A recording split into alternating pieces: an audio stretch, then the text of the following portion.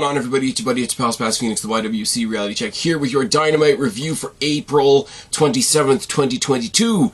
How we doing? Let's get the albatross out of the way first. I didn't review last week's episode because last week's episode didn't make me give a fuck. I told you guys that about halfway through the show last week. For those of you that follow me on Twitter, at SpazFenix, I said, guys, I'm not doing this show. Tune in for something else. Guapo and I did the preview for Impact Rebellion, which was a really good show. Our boy up here in Canada, Josh Alexander, the Destiny champion, is now the champ, which is awesome. Also, in that preview, for those of you that didn't see it, we also touched on Tony Khan's Forbidden Door pay-per-view announcement. So what I've done, for any of you that want to hear just that, I clipped it and I released it as a separate video. It's only about 8 minutes long. It was just a brief conversation before we got into the topic of Rebellion, but Guapo, as you guys know, is one of the guys that I lean on. He's more familiar with New Japan than I am, so I had to include him in the conversation about an AEW New Japan show. So if you want to check that out, go check it out. Like I say, it's about 8 minutes long, and it should be the last video that went up before this one. I've also put a couple old clips up from Destiny shows that I've been to. They're just little snippets here and there. Moose spearing spearing Josh Alexander's wife Jade at the Destiny Haywire show right before Rebellion seems to be a popular one. So go check those out as well if you wish. Now, obviously, if you're listening to this in a podcast form, those videos are only going to be on YouTube and Rumble. So if you need to switch platforms, then go ahead and do that. And speaking of platforms, I could have a whole conversation about what's going on Twitter right now, but I must hold myself back. Oh, yes. Speaking of other stuff, speaking of little programming note, you may get something from me this weekend. And I know that's a very, very vague thing for me to say, but there's two different things that you might get from me this weekend or you might not. I might, if I have time, do a preview for NXT's Spring Breakin' show that they're doing next week. I haven't even watched this week's episode of it. Here's the thing. For those of you that have been listening to me for a long ass time, for me to come up here and honestly tell you guys that I didn't even watch this week's episode of NXT, and it doesn't bother me. That's how far NXT has gone down the pecking order from the show that used to be the flagpole of this channel. But I'm going to catch up on that. I might do a preview for next week's Spring Breakin' elevated episode. I may not. It's going to depend on my time and whether I decide I give a fuck, if I'm completely honest.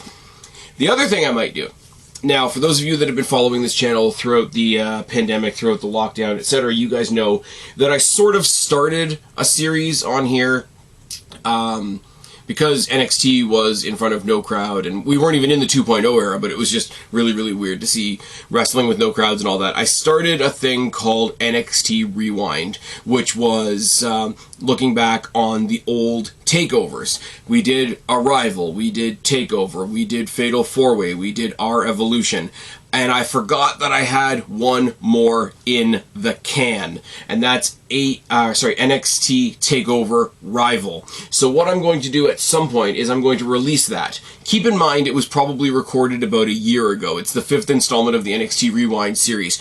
What I want to know from you guys, because NXT in its current iteration is in such a shambles, and yes, that's coming from me, I want to continue the NXT Rewind series, but I need you guys to tell me in the comment section below on this video. If you're listening to me on audio, just hit me up on Twitter or whatever, or in the comment section of that video when I drop it. Would you guys be interested? Because I'd like to start doing it again, but A, if nobody's interested, then there's no point, and B, they're going to be fewer and farther between because the world is actually opening up and we're actually able to do stuff again. Give it 10 more days or so, we're going to go see Doctor Strange. It's going to be good. But yeah, so one of those may or may not drop this weekend. The Breakin' preview, again, I'm really going to have to fire myself up to give a shit. I may drop that last episode of NXT Rewind that I've still got in the can that I'll be honest with you guys, I blatantly forgot about. It was back when I still wasn't able to get a haircut, so that's a bummer as well. That's all the news, that's all the notes, that's all the housekeeping, as I used to say. If you are listening in an audio platform, you want to find me on a video platform, go to Rumble, search Spaz FENIX Podcast, go to YouTube, search Spaz FENIX. If you are watching me right now, or at least listening to me on a watchable platform, that makes sense. You want to find me on a audio platform, an audio podcasting platform, go to any of your favorite podcasting platforms and search Spaz FENIX Podcast. Go to Twitter, find me at Spaz FENIX and at Spaz FENIX1. Go to Instagram, find me at Spaz FENIX. Go to YouTube, or not YouTube, I already did that one. Go to Facebook and search the Spaz FENIX Podcast Facebook group. There we go. I can speak. I swear.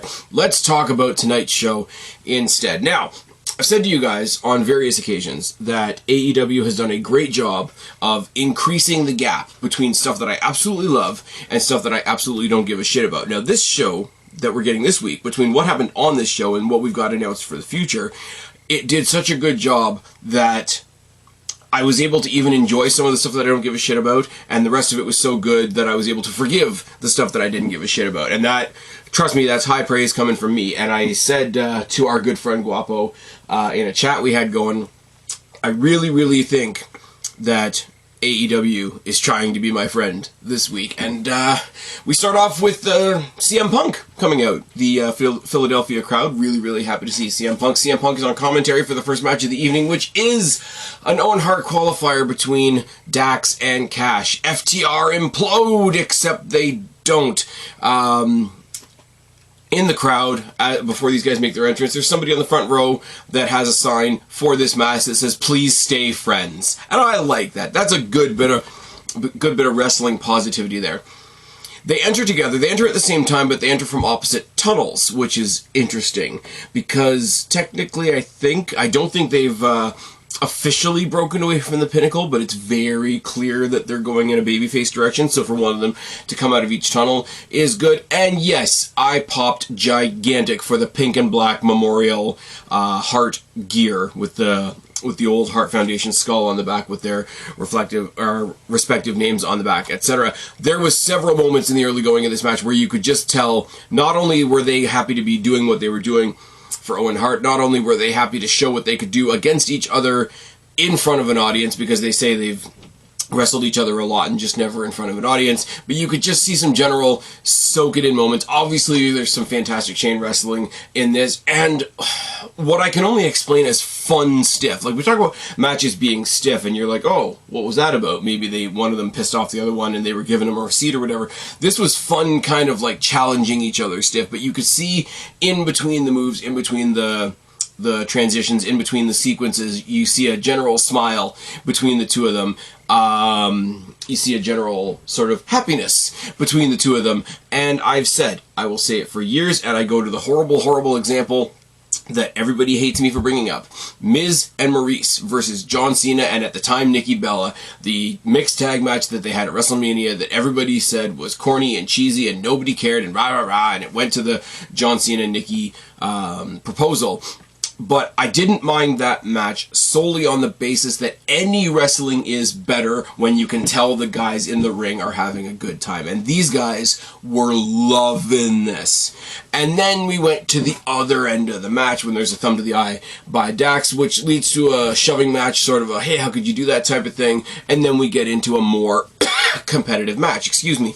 There's a picture-perfect top rope superplex by Dax at one point, but then he follows by missing a headbutt. Now, with all the tributes to the Hart family in general, you can't help but think of other Canadians in wrestling, and when you go for the headbutt, I can't help but think of Chris Benoit. It's just a thing. I actually saw, instead of doing a review last week, when Dynamite was over last week, I actually sat down and watched the Dark Side of the Ring Chris Benoit thing. Holy fuck. So for a split second, while I've got the whole Canadian mindset watching this match, seeing him go for the diving headbutt did make me pause for a second. I'm not going to lie. For those of you that don't know, we get AEW on TSN up here in Canada, and every week after Dynamite is over, TSN shows Dark Side of the Ring. So that was a little unintentional downer on the otherwise fantastic match, going for that missing headbutt. Dax does a slingshot powerbomb, which was going to come back into the ring. Always a cool spot on its own, but when it gets countered into a Rana, into a roll-up by Cash, it's even better. And you can't help but notice that the crowd is fully behind this. The Philly crowd was great all night, which is a big contributing factor to the whole night. But they were chanting for FTR. There was never a moment, or at least there was never a moment that I heard, where anybody was cheering for either guy. It was just cheering for the match itself. Which makes me think of, and you remember the weirdest things, especially from the older wrestling memories, when Shawn Michaels and Razor Ramon had that ladder match that's so fondly remembered. You pan across that crowd on that night very, very many years ago, and obviously there's Shawn Michaels fans, there's Razor Ramon's fans, and there's one person that's just got a sign, and it's in my mind as clear as day. So some of you might know what I'm talking about, some of you might not. It's just a sign with a ladder on it. They're not cheering for Shawn, they're not cheering for Razor, they're just happy about the match. And that's what this made me think of, and I thought that was really, really cool. Unfortunately, there was a little bit of a crossbody botch. I think it was supposed to be one of those, crossbody the person right out of the ring thing, but there was sort of a stagger step, so it kind of looked like they both hugged each other and just sort of fell out of the ring. There was a 9 count. Cash was selling a leg injury on the outside. Back in the ring, Dax sees it, goes for the sharpshooter. Cash turns it into a roll-up, which Dax counters and gets the win. They hug it out after the fact. Both of the guys are extremely emotional after the match, which is nice to see. We can break that tough guy kayfabe stuff every now and then. It's been said offline how much being able to represent themselves in the Owen Hart tournament meant to them, so this was a really cool thing. It was really nice to see CM Punk on commentary calling this, and it was kind of cool because there was that extra little bit of conversation on commentary of both of these guys want to win, both of these guys expect 100% from the other, but how much do you want to damage the other, because the other is the guy you're going to be depending on next time you defend one of those tag team championships, of which you have 2. Now, I will say, Guapo and I fantasy booked the hell out of Rebellion, and I said, wouldn't it be cool if FTR showed up in the gauntlet at Rebellion and picked up a 3rd title? And then we booked a whole bunch of other really, really cool scenarios for that gauntlet. I will say the Rebellion pay-per-view on the whole was really cool. I really liked it. It was really awesome. What's it called? Josh Alexander winning at the end was fucking great. Josh Alexander coming out just as he did at Destiny with his kid in the matching singlet and whatever, and there's pictures after the match with him with a matching title. It's all very, very cool. The gauntlet match was really disappointing. Say it quietly, it was really disappointing. But, one disappointing match on an otherwise awesome card is still good. And then we show a flashback to CM Punk and Hangman Page looking at each other.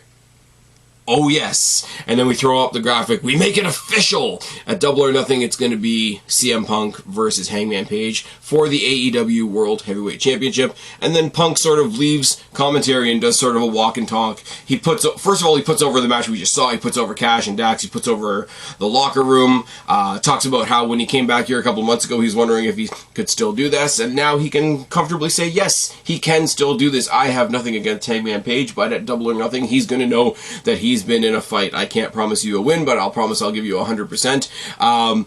He says everybody, he respects everybody that he's fought so far except Eddie Kingston, which popped me fucking rotten. Because if he was going to do that, I thought he would said everybody except MJF. Obviously.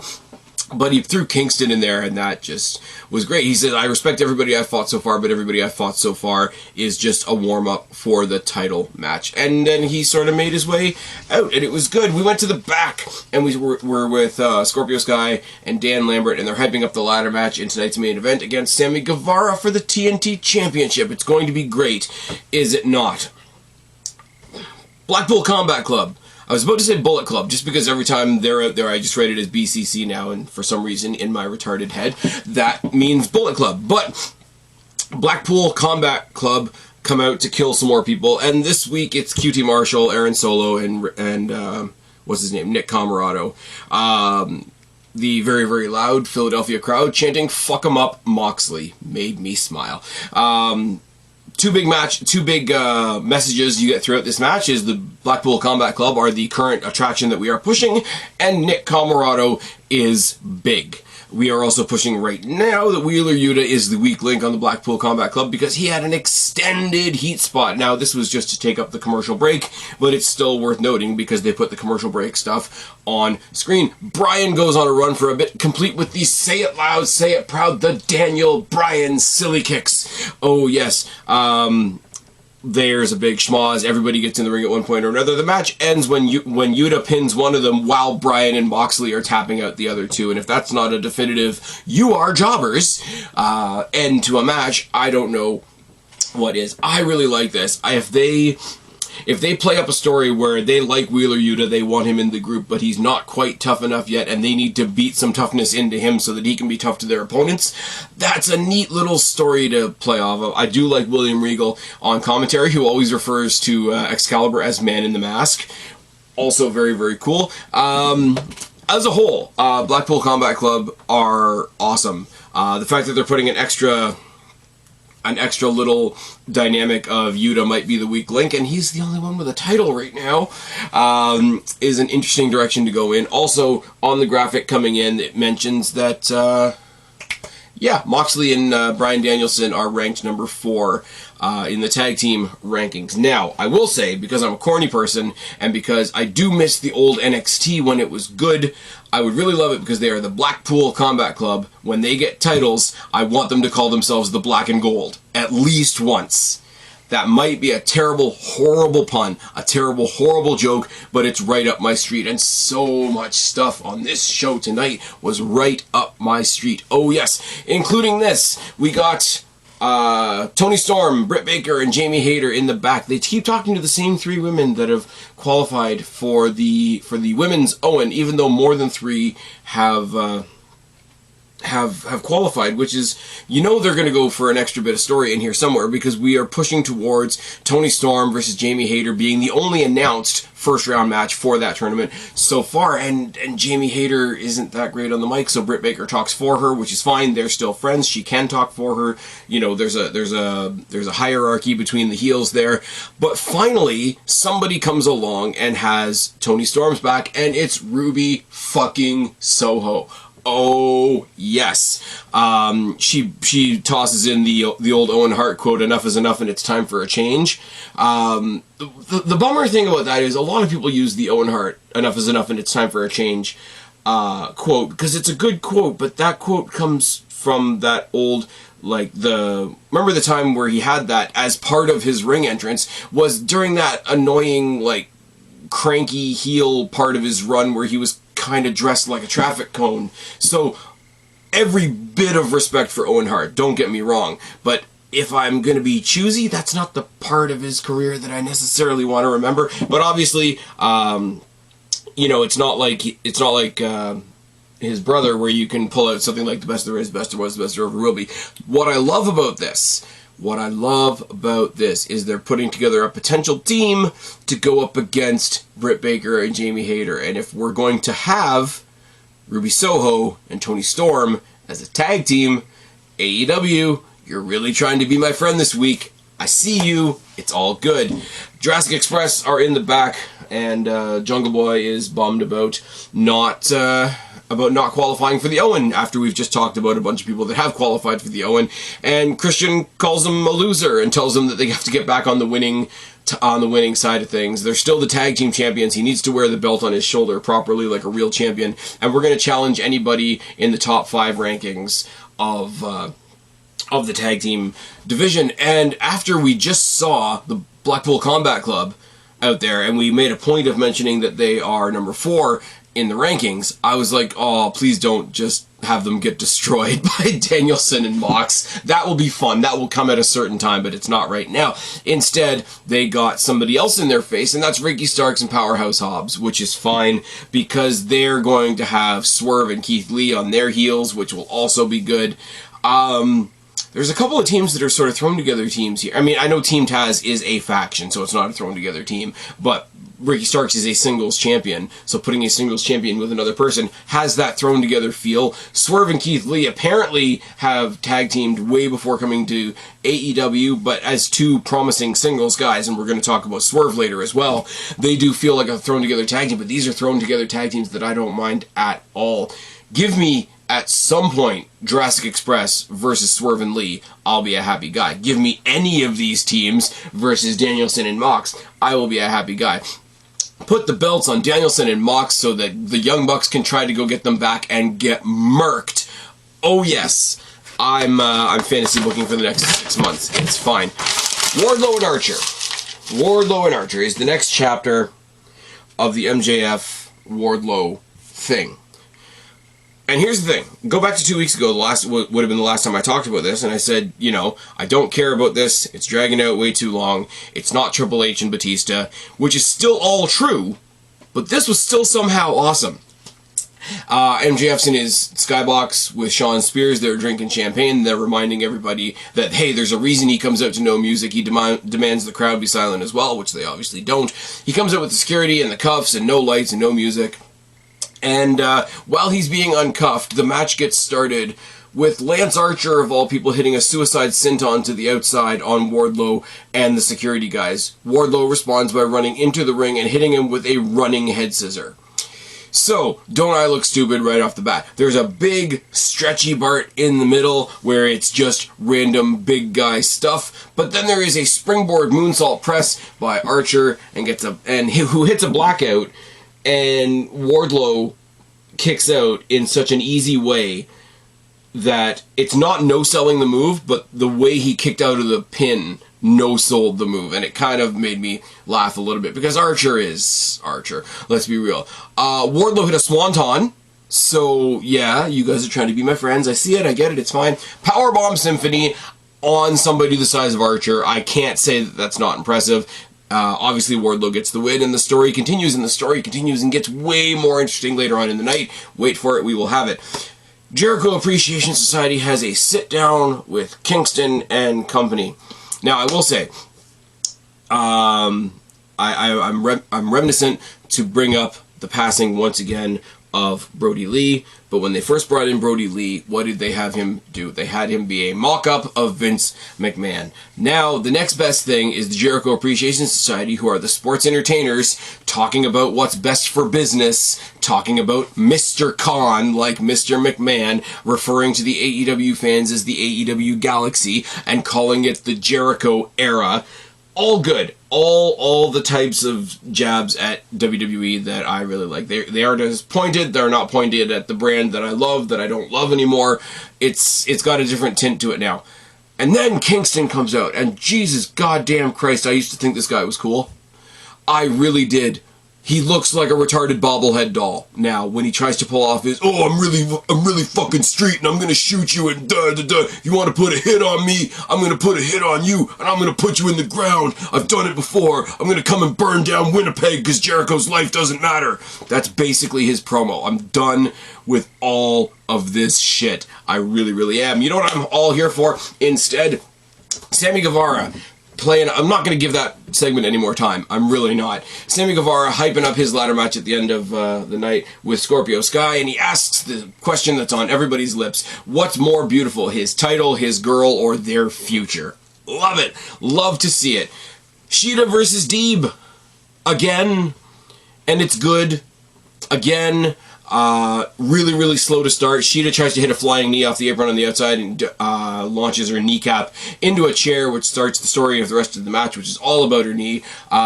She hits a modified roll-up on Deeb that puts Deeb face first into another chair. Deeb uses the powder, and here I get a pop. Not for either wrestler, but for the crowd.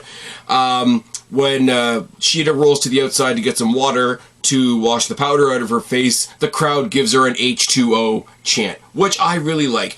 Shida goes for another kick and meets the chair again. Then she gets hit with a detox onto the chair, smashes the knee some more into the chair, locks her in the cloverleaf. Serena Deeb wins again. Now, they go to the back and they show Thunder Rosa watching on with her title over her shoulder. Her title is the best looking title in the company. I'm fully comfortable saying that now. When they changed the title for the third time in as many years, I was like, okay, how many more times are they going to change it? They're going to treat it like the TNT title, whatever. The AEW title is very ornate and very auspicious and very glamorous and very, this is what a fucking world championship looks like. I am going to say right now, I like the women's title a bit more. I'm not going to lie. I don't know at this point how they're going to come around to Thunder Rosa versus Serena Deeb. I don't know how much I'm going to care about Thunder Rosa versus Serena Deeb, because Serena Deeb is a really, really awesome violent wrestler who's also a bit of a Karen, and I don't know if that gets you into a title picture or not. MJF in the back, getting interviewed, kicks the interviewer out, says, I've got another surprise for next week. You know, you got rid of Archer, that's okay, I can get somebody bigger. He has Sean Spears hold the microphone while he calls somebody. He says, hey big man, how would you like to make 6 figures for one night's work? Hangs up, says something along the lines of, he's bigger than you, stronger than you, faster than you, and you can't teach that. If this means, and of course it does, that we're getting W. Morrissey on Dynamite next week, that's fucking awesome. I've said it before, and I'll say it again. W. Morrissey is not the person I'm the most excited to see when I watch Impact, but at the same time, you can't help but be happy for the guy. They never got pushed to the heights that they should have been in WWE. They split up the team of Enzo and Cass way too quickly. Enzo Amore got fucked over. That's an entirely separate issue. He went off to the Indies. We know he dealt with a lot of personal problems, and he got himself back in shape, got himself jacked, got himself a job at Impact. Good for him. So it's one of those, like, no, is he the number one person I want to see on my television screen? Not necessarily, but he's going to come in and I mean, Wardlow's going to win, but he's going to wreck in his little, like, opportunity to be on a bigger stage. And that's not the only time I'm going to say that tonight either. W. Morrissey versus Wardlow next week will be fun. It's interesting. There's a little bit more interplay between Impact and AEW. You'd love to see it. Now, it's funny for me to say that, because the bigger story right now is, you know, the AEW and New Japan connection, the New Japan, the co-promoted show that's coming up, the Forbidden Door. But I go back to what I said in my video with Guapo. I can only be so excited about that because I'm only familiar with half of the equation. If AEW and Destiny, yes, check it off your Spaz Phoenix bucket list, I don't care, I'm using it as an example. If AEW invited Destiny to do a co-promotion with them, and all of a sudden I'm watching an AEW pay-per-view with fucking Aiden Prince and Channing Decker and Josh Alexander and, you know, Alexia Nicole and all these people on it, I would be fucking jacked. I'm watching Impact, so I'm fucking jacked. When they do their co-promotional stuff with ROH, it's not really co-promotional, seeing as, you know, Tony Khan kind of owns both, but it's the same thing. But yeah, that's why I get more hyped about little crossovers like this than I am with the New Japan show, just simply because I'm not familiar with New Japan, so I can't fake that excitement. Next thing you say, we're going to hear from the House of Black, and instead of hearing from the House of Black, we see a spotlight, and it's Fuego del Sol dead on the ramp, and then they hold him up. They're about to take his luchador mask off when you see who you think is Alex Abrahantes in the ring in his Dracula costume and his big cloak and all that. You know, don't you know it's not cool to unmask a luchador? It's a great disgrace in the culture and all that kind of thing. And out comes Penta Oscuro, out comes Pac, and out comes Alex Abrahantes. But wait, Alex Abrahantes is in the ring, except no, he's not, because off comes the Hood, and it's Rey Fenix who's back, and He's swinging the golden shovel, which is fucking wonderful. And they brawl for a bit, and it's good because for all you people out there that don't like the spooky bollocks, don't like the Elseworlds shit, oh my god, everybody's trying to be the Undertaker, except they're not, they're just doing cool shit.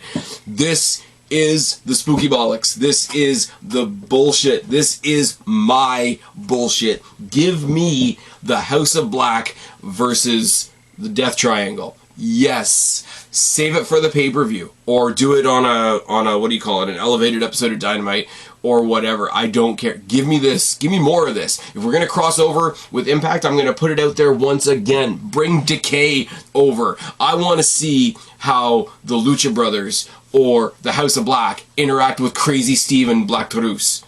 I want to see how Rosemary, who should have won the Women's Championship on Saturday, but we don't need to talk about that right now, interacts with somebody like Abaddon. Give me this shit. Give me Black Taurus versus Luchasaurus. Give me the spookiest, craziest Elseworlds bullshit. All the stuff that bugs the Michael Sidgwicks of the world. Give it all to me and give it in a big pot. And by the way, AEW, I see you. You're trying to be my friend. I got it. We get announced on Rampage this week because they're still trying to revive Rampage. Swerve versus Darby Allin. Put it in my fucking veins. That's fine. Undisputed Elite take on 5 jobbers. The only storytelling bit of this is that Adam Cole comes out with the former Undisputed Era, and the Bucks come out to their own entrance. To make their own entrance, whereas the other 3 come out together. They have a lot of fun kicking the shit out of some jobbers. The 4 guys that are not Adam Cole hit a 4-way BTE trigger. Adam Cole tags in for the boom, and the guys that matter get the win. I mean, the other team had Dante Martin on it. What do you want me to say about this? They do shirt stuff because they have Undisputed Elite shirts. Cole, Fish, O'Reilly came out with them on. At the end of the night, they put them back on, which I'm sure was gross and sweaty and whatever. They gave 2 more to the Bucks. The Bucks thought about it. The Bucks finally put the shirts on, and you get the big pose, which is fucking great. I like it. They have managed, guys, you know, you want to talk about achievement unlocked? AEW, you've made me like the Bucks. All you had to do was make them 3rd-tier members of the Undisputed Era. Love it. Love it, love it, love it. Jericho Appreciation Society beat up Eddie Kingston and his buddies in the parking lot and then hit him in the face with a fireball.